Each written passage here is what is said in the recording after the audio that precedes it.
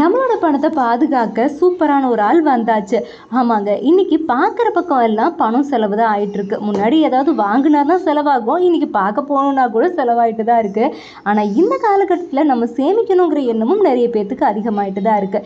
எங்கே சேமிக்கலாம், எப்படி சேமிக்கலாங்கிற டவுட்டும் கூட சேர்ந்தே வந்துடுதில்ல.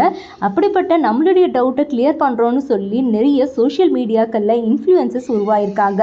இவங்களுடைய பேச்சை கேட்டு ஏகப்பட்ட பேர் தன்னுடைய பணத்தை இழந்து கடைசியில் ஒன்றுமே இல்லாமல் நின்னது தான் மிச்சமாக இருக்குது. இந்த நிலைமையெல்லாம் மாறணும், எப்படியாவது மாறிடாதா, நம்ம ஏமாந்த மாதிரி இன்னும் பலர் ஏமாந்துடக்கூடாதுன்னு நினச்ச பெரிய வேண்டுதல் தான் இப்போ மாறி உருவெடுத்திருக்குன்னே சொல்ல முடியுது. ஏன்னா கிட்டத்தட்ட 1.2 லட்சம் பதிவுகளை இணையத்திலிருந்து நீக்கணும் அப்படின்னு சொல்லி SCBI அதிரடியான ஒரு விஷயத்தை கொண்டு வந்திருக்காங்க.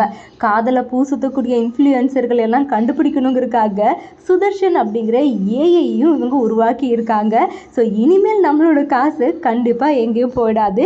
எந்த இன்ஃப்ளூயன்சஸை நம்பியும் தப்பான இடத்துல நம்ம இன்வெஸ்ட் பண்ண மாட்டோம். அதுக்கு சுதர்ஷன் கேரண்டி.